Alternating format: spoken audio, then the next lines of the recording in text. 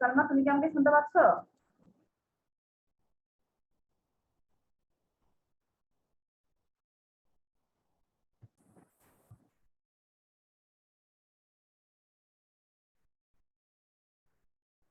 সালমা, তুমি আনমিউট হও।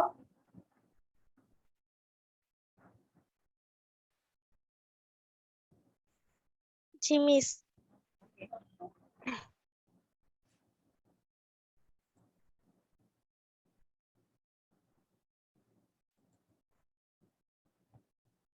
তোমাদের আজকের ক্লাসে স্বাগতম, গার্হস্থ্য বিজ্ঞান ক্লাসে। তুমি কি স্ক্রিনটা দেখতে পাচ্ছ? স্ক্রিন দেখা যাচ্ছে কিনা আমাকে বলো। No miss. দেখা যাচ্ছে না? এখন কি দেখতে পাচ্ছ? না মিস, দেখতেছি না। ফারিয়া জয়েন করেছে। ফারিয়া, স্ক্রিন দেখা যাচ্ছে কিনা দেখো।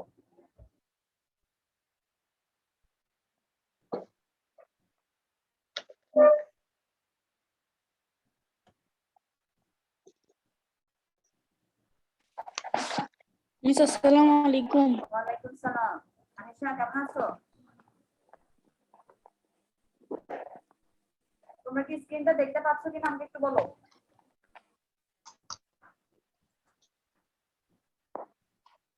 মিস এখন দেখা যাচ্ছে। ওকে, তাহলে আমরা আমাদের ক্লাস শুরু করতে পারি। আমার পরিচিতি। জি মিস দেখা যাচ্ছে এখন। ওকে, এখন আজকে আমাদের পাঠ্য যে বিষয়টা রয়েছে, অর্থাৎ আমরা জি। আজকে তোমাদের গার্হস্থ্য বিজ্ঞান বইয়ে যে দ্বিতীয় অধ্যায়টা রয়েছে ওখানে কিছু পাঠ সম্পর্কে আজকে পড়বো। ঠিক আছে? তোমরা তোমাদের ভিডিওগুলো একটু অন করো, দেখি তোমাদেরকে।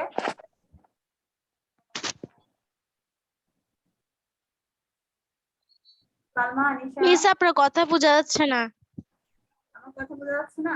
নেটওয়ার্ক প্রবলেম করতেছে ওই কারণে হয়তো। মিস আপনার কথা বাজতেছে। যাচ্ছে না? আচ্ছা, তোমাদের ভিডিওটা অন করো দেখি, আনিশা, সালমা।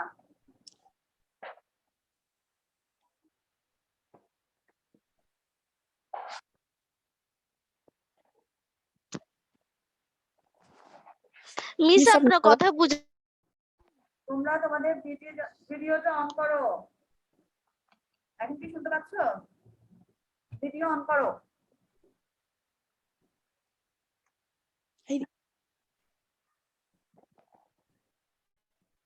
নো মিস, শুনতেছি না। মিস বেজে বেজে আসতেছে আপনার কথা। নেটওয়ার্ক প্রবলেম করতেছে ওই কারণে। এখন শুনতে পাচ্ছ নাকি দেখো। এখন কি শুনতে পাচ্ছ আমার কথা? জি। ওকে, তাহলে এখন আমরা জি, গার্হস্থ্য মিস। বিজ্ঞানের যে দ্বিতীয় অধ্যায়টা রয়েছে সেই অধ্যায়টা নিয়ে আলোচনা করব, এখানে কিছু পাঠ নিয়ে, এবং তোমাদেরকে ওখান থেকে কিছু কাজ দেব। ঠিক আছে? এবং তোমাদের যে কাজটা থাকবে হোমওয়ার্ক, তোমরা অবশ্যই তোমাদের স্কুলে যে অ্যাপসটা রয়েছে ওখানে দিবে, আর নয়তো গ্রুপেও পাঠাতে পারবা। যাদের অ্যাপসে যেতে প্রবলেম হলে তারা কি করবে, হোয়াটসঅ্যাপ গ্রুপের মধ্যে তোমাদের যে গ্রুপটা রয়েছে সেখানে তোমাদের হোমওয়ার্ক গুলো দিবে। দ্বিতীয় অধ্যায়, তোমাদের দ্বিতীয় অধ্যায়টার নাম কি? দ্বিতীয় অধ্যায়টা হলো গৃহ ব্যবস্থাপক। একজন গৃহ ব্যবস্থাপকের কিন্তু কিছু কি থাকে, গুণাবলী থাকা প্রয়োজন। একজন গৃহ ব্যবস্থাপকের কিছু গুণাবলী থাকা প্রয়োজন। তোমাদেরকে জানা আছে কি কি গুণাবলীগুলো হলে একজন ভালো একজন গৃহ ব্যবস্থাপক হতে পারবেন? যেমন তার কি থাকতে হবে, বুদ্ধিমত্তা থাকতে হবে, অর্থাৎ যে কোনো জিনিস তিনি বুদ্ধির সহিত সলভ করতে পারবেন। এরপরে তার বুদ্ধিমত্তা বিচার, থাকতে হবে। হ্যাঁ, এরপরে বিচার বুদ্ধি, অর্থাৎ তাকে যদি কোনো কিছু সলিউশন করতে বলা হয় তিনি তার বিচার বুদ্ধি দিয়ে জিনিসটা কি করবে, এটা একটা সঠিক সমাধান দিবেন। সে একজন গৃহ ব্যবস্থাপকের এটা একটা দায়িত্ব থাকে। এরপর আরেকটা হলো অধ্যাবসায়। অধ্যাবসায় বিষয়টা কি তোমাদের জানা আছে? অধ্যাবসায় আমরা কোনটাকে বলি? যেমন তোমরা অধ্যাবসায় নিয়ে একটা রচনা হয়তো বা পড়েছো ক্লাস 7-8-এ। যে কোনো জিনিসকে যদি আমরা কি করতে থাকি, বারবার অনুশীলন করতে থাকি, সেই বিষয়টাকে বলা হয় মূলত কি, অধ্যবসায়। এরপরে আরেকটা বিষয় আমরা দেখতে পাচ্ছি, আত্মসংযম। যে কোনো জিনিসে আমাদের যে কোনো পরিস্থিতি ধৈর্য ধারণ করতে হবে। যে কোনো পরিস্থিতিতে আমাদের কি করতে হবে, ধৈর্য ধারণ করে জিনিসটা, সেটা যে ধরনের প্রবলেম হোক না কেন, আমাদেরকে সেটা ধৈর্য সহকারে আমরা এটা দেখবো এবং এটার সমাধান করার চেষ্টা করব এবং এটা কিভাবে হলে ভালো হয় সেই জিনিসগুলো আমরা একটু বিবেচনায় রাখবো। ঠিক আছে, এই বিষয়ে কিন্তু একজন গার্হস্থ্য অর্থনীতিবিদ রয়েছেন যার নাম হলো নিকেল অ্যান্ড ডরসি। একজন গার্হস্থ্য অর্থনীতিবিদের নাম আমরা কি জানতে পারলাম? Nickel and Dorsey. তোমাদের সামনে যদি বই থাকে তোমরা একটু আন্ডারলাইন করে রাখো এই বিষয়টা। গার্হস্থ্য অর্থনীতিবিদ নিকেল অ্যান্ড ডরসি গৃহ ব্যবস্থাপককে কিন্তু কি বলেছেন? পারিবারিক জীবনের একটা প্রশাসনিক দিক।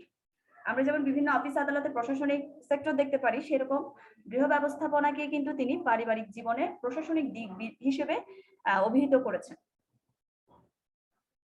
তাহলে তোমাদেরকে যদি বলা হয় গার্হস্থ্য অর্থনীতিবিদ গৃহ ব্যবস্থাপনাকে কিসের সাথে তুলনা করেছেন, তখন তোমরা কি বলবে? আনিশা, সালমা,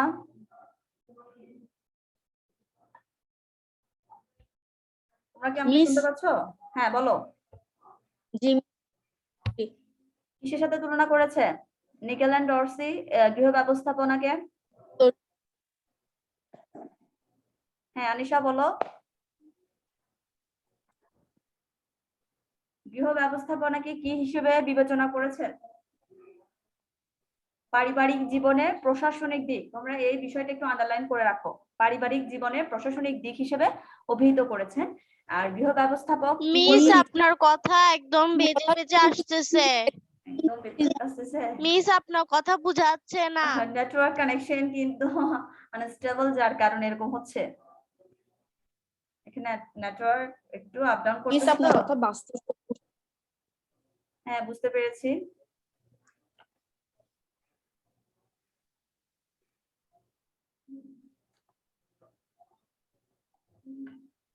হ্যাঁ এখন কি শুনতে পাচ্ছ? ক্লিয়ার শুনতে পেলে আমাকে জানাবে।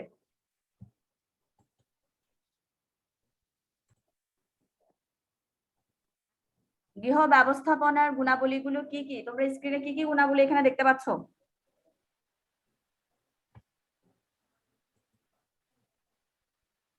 সালমা বলো। মিস আমি স্ক্রিনে কিছু দেখতে পাচ্ছি না। স্ক্রিনে কিছুই দেখা যাচ্ছে না। এখন দেখতে পাচ্ছ নাকি দেখো। এখন কি দেখতে পাচ্ছ? কেমনে ক্লাস করব? এখন কি দেখা যাচ্ছে? মিস আপনার আমি এখন দেখতেছি না। মিস আমি দেখতেছি আনিশা তুমি কি না। দেখতে পাচ্ছ? আচ্ছা আমি নতুন করে আবার শেয়ার দিচ্ছি। আচ্ছা হ্যাঁ এবার দেখা যাবে আশা করি। পারে। হ্যাঁ তোমরা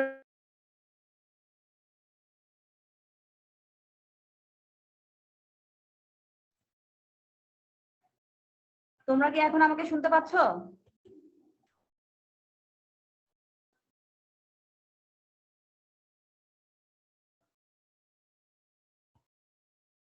আনিশা এখন কি আমার সাউন্ডটা শোনা যাচ্ছে এবং তোমরা স্ক্রিনটা দেখতে পাচ্ছ কিনা আমাকে জানাও।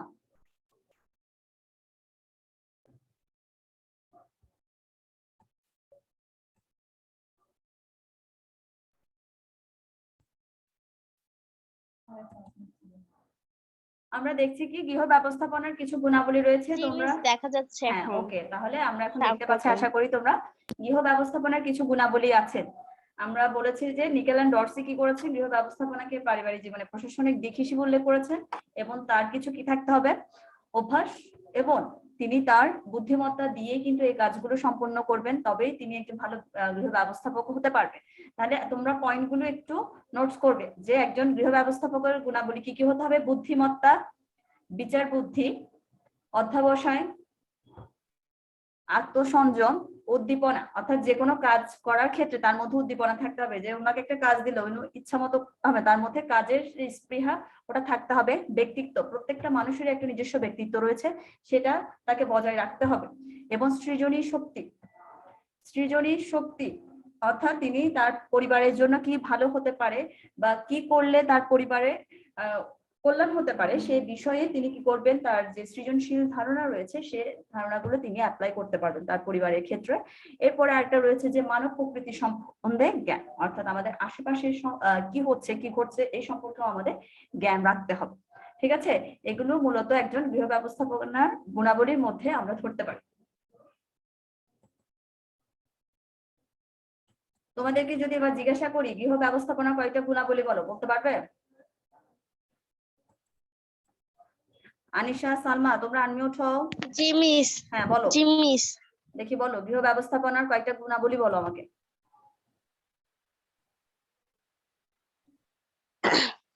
গৃহ ব্যবস্থাপনার গুণাবলী হচ্ছে বুদ্ধিমত্তা, বিচার বুদ্ধি।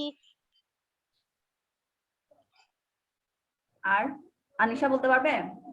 বুদ্ধিমত্তা, বিচার তারপরে বুদ্ধি, মিস হচ্ছে যে সৃজনী শক্তি, সৃজনী ব্যক্তিত্ব, শক্তি। উদ্দীপনা এগুলো ইত্যাদি। Okay good. অর্থাৎ এখানে আমরা অনেকগুলো গুণাবলী সম্পর্কে জেনেছি। যেমন বুদ্ধিমান, অবশ্যই গৃহ ব্যবস্থাপক হতে হলে ফার্স্ট অফ অল একটা মানুষের যা থাকতে হবে সেটা হবে তাকে বুদ্ধিমান হতে হবে, অর্থাৎ তার পর্যবেক্ষণ ক্ষমতা বা তার যে পারিপার্শ্বিক অবস্থা বিবেচনা সবকিছুর মধ্যে তাকে একটা বুদ্ধিমত্তার পরিচয় দিতে হবে। যেমন কোনো একটা সমস্যা যদি তার সামনে আসে, তিনি কি করবেন, ওই পরিস্থিতি বিচার বিশ্লেষণ করবেন করে, বা বিগত দিনের যে অভিজ্ঞতা, অর্থাৎ এই কাজ এখন যে প্রবলেমটা করেছেন আর বিগত দিনগুলোতে তার এই ধরনের কোনো সমস্যা ফেস করতে হয়েছিল কিনা, বা এই বিষয়ে তার অভিজ্ঞতাটা সে ওই সময় কি করবেন ওটা একটু মনে করার চেষ্টা করবেন, বা ওটার সাথে রিপেয়ার করে কিভাবে জিনিসটা তিনি সলভ করবেন সেটা তার উপর তার ওটা থাকতে হবে ওই জ্ঞানটা।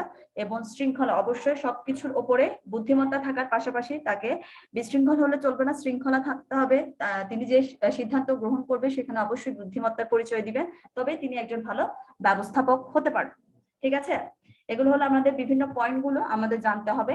এরপরে যেমন আরেকটা দেখতে পাচ্ছি আমরা উদ্দীপনা। উদ্দীপনা কি, এটাও কিন্তু একটা বিশেষ ধরনের গুণ।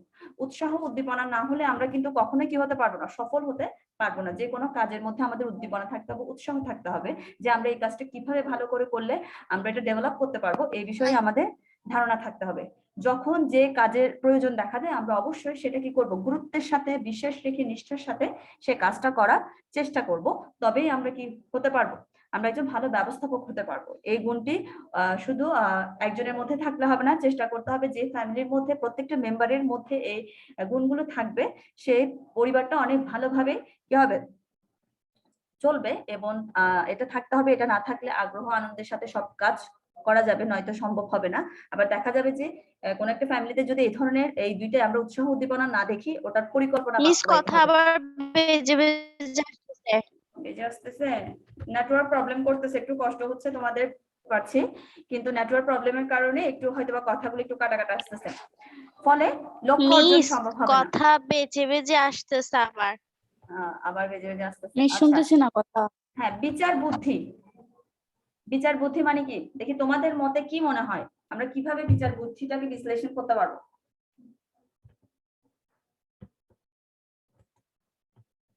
সালমা, আনিশা, দেখি তোমাদের মধ্যে কি বলতে পারবে যে বুদ্ধিমত্তা আমরা কিভাবে পরিচয় দিব একজন গৃহ ব্যবস্থাপকের ক্ষেত্রে?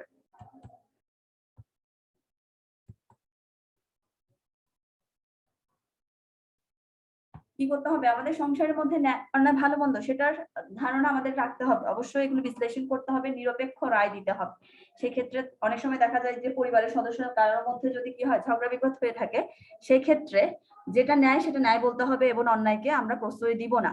এবং ভালো মন্দ যে বুঝবে না তাকে বোঝানোর চেষ্টা করতে হবে, অর্থাৎ নিরপেক্ষ ভাবে আমরা কিন্তু ওই বিষয়গুলো সলভ করব, তাহলে আমাদের বাসাটা একটা সুন্দর সুন্দর একটা গৃহ হিসেবে পরিণত হবে। আর 10 জনে বলবে যে এদের বাসার মধ্যে অনেকটা শৃঙ্খলা রয়েছে এবং তারা তাদের ফ্যামিলিটাকে খুব সুন্দরভাবে চালাতে সক্ষম হয়েছে।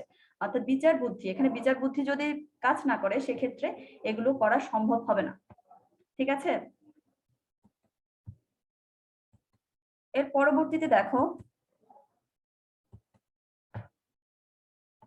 দেখি একজন গৃহ ব্যবস্থাপকের দায়িত্ব ও কর্তব্য কি কি হতে পারে। একজন গৃহ ব্যবস্থাপকের দায়িত্ব ও কর্তব্য, আনিশা, সালমা, তোমরা আনমিউট হও।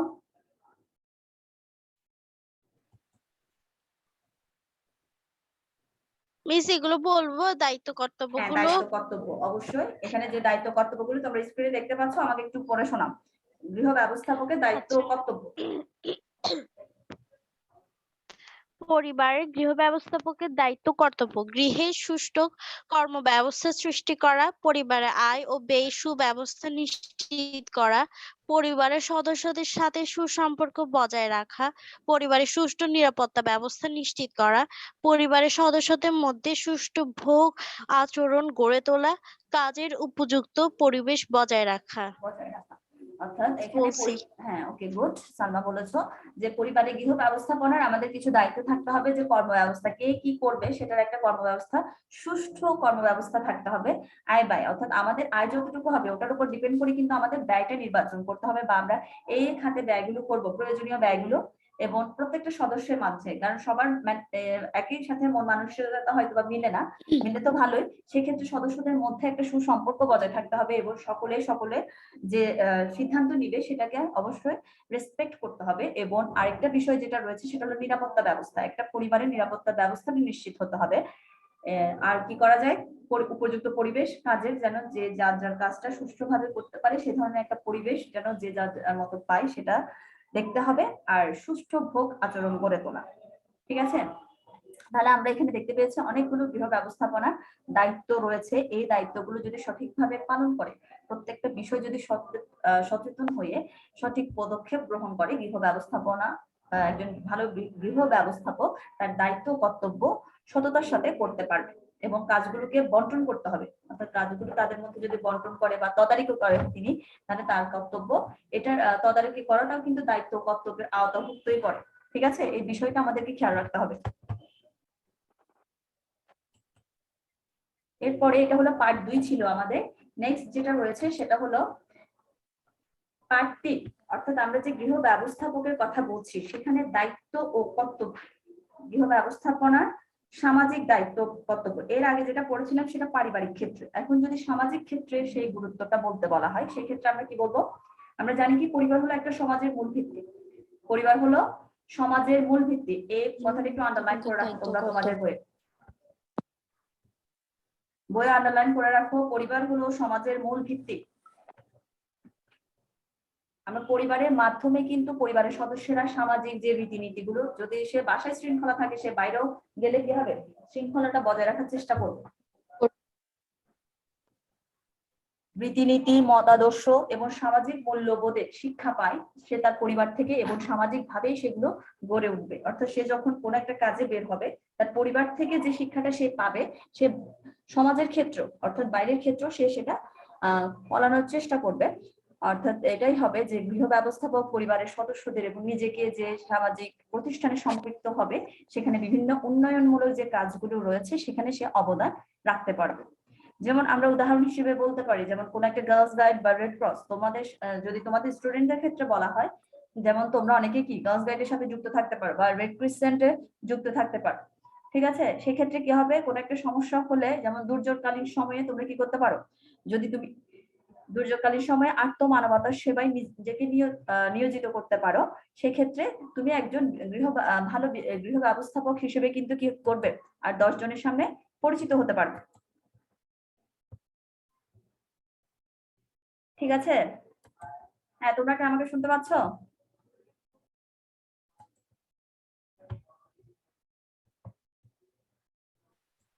জি মিস শুনতেছি। ওকে, তাহলে এখানে আরো কিছু দায়িত্ব ও কর্তব্য রয়েছে, সেগুলো একটু আমাকে পড়ে শোনাও। সামাজিক দায়িত্ব ও কর্তব্য আমরা কিভাবে পালন করতে পারি, আমি তো এক্সাম্পল বললাম বা কিভাবে গৃহ ব্যবস্থাপনার সামাজিক দায়িত্ব কর্তব্য, এর পরবর্তীতে যেটা রয়েছে পরের পারাটা একটু পড়ে শোনাও।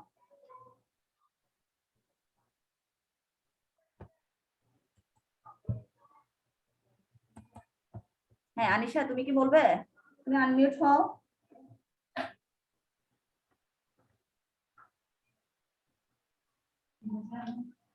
মিস আমি পড়বো। হ্যাঁ পড়ো। মিস মিস আমি পড়বো। হ্যাঁ পড়ো, পড়ে শোনাও।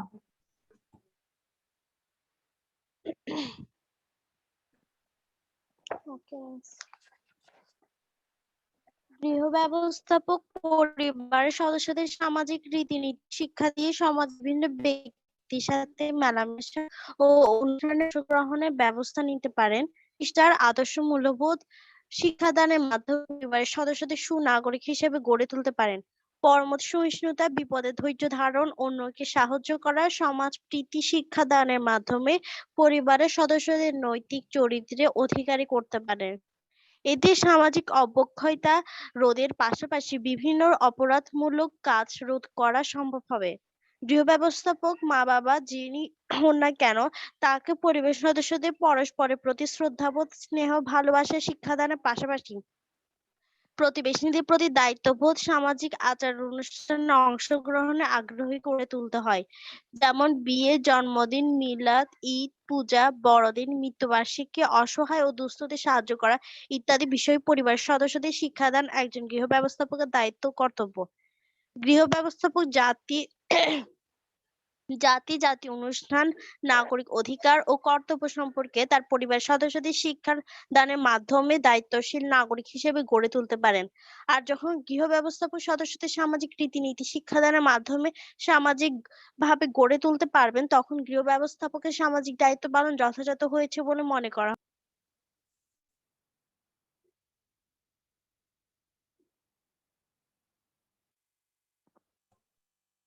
হ্যাঁ, ধন্যবাদ সালমাকে। ওকে, তাহলে আমরা জানতে পারলাম কি গৃহ ব্যবস্থাপনার সামাজিক দায়িত্ব কর্তব্য রয়েছে। সেক্ষেত্রে আমরা বাবা মা যিনি হোক না কেন গৃহ ব্যবস্থাপক, সেক্ষেত্রে সদস্যদের সাথে শ্রদ্ধাবোধ থাকতে হবে, স্নেহ ভালোবাসা শিক্ষাদানের পাশাপাশি আমরা প্রতিবেশীদের সাথেও কি করব, ভালো একটা সুসম্পর্ক বজায় রাখবো। বিভিন্ন আচার অনুষ্ঠানে আমরা অংশগ্রহণ করব, একে অন্যের সুখ দুঃখে ভাগিদার হব। এভাবে কিন্তু আমরা সামাজিক ক্ষেত্র গৃহ ব্যবস্থাপনা দায়িত্বগুলো আমরা দেখাতে পারি বা আমাদের যে কর্তব্যগুলো রয়েছে সেগুলো আমরা পালন করতে পারবো। ঠিক আছে, এর পরবর্তীতে দেখো, হ্যাঁ এখানে এই অধ্যায়টার কিন্তু কিছু বহু নির্বাচনী প্রশ্ন কিন্তু তোমরা স্ক্রিনে দেখতে পাচ্ছ, দেখা যাচ্ছে কি? তোমরা কি স্ক্রিনে কিছু বহু নির্বাচনী প্রশ্ন দেখতে পাচ্ছ? জি মিস। মিস। হ্যাঁ, আনিশা দেখতে পাচ্ছ না? সালমা তো দেখতে পাচ্ছে, একটু দেখো। মিস আমি দেখতেছি। হ্যাঁ আনিশা, একটু হয়তো বা নেট প্রবলেম করতেছে ওই কারণে। মিস এখন দেখতেছি।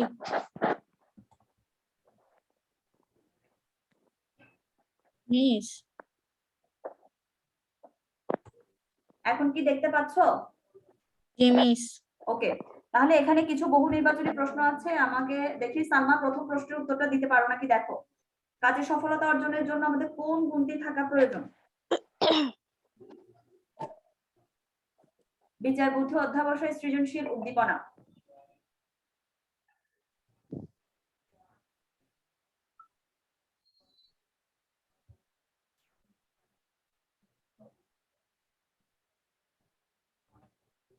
হ্যাঁ সালমা, প্রথম প্রশ্নটার উত্তর কি দেওয়া যাবে? সৃজনশীল বহু নির্বাচনী প্রশ্নটার কাজে সফলতা আনতে হলে আমাদের কোন গুণটি থাকা প্রয়োজন, সবচেয়ে বেশি গুরুত্বপূর্ণ? মিস অধ্যবসায়। অধ্যবসায়, আর কি হতে পারে? সামিহা অনেকক্ষণ উদ্দীপনা। জয়েন করলো। মিস উদ্দীপনা। উদ্দীপনা, কাজে সফলতা আনার মিস জন্য উদ্দীপনা। আমরা হতে পারে কাজে সফলতা অর্জনের জন্য কোন গুণটি থাকা প্রয়োজন আমাদের? মিস অধ্যবসায় আর উদ্দীপনা। অধ্যবসায় আর উদ্দীপনা বলছে। তারপর উদ্দীপনা।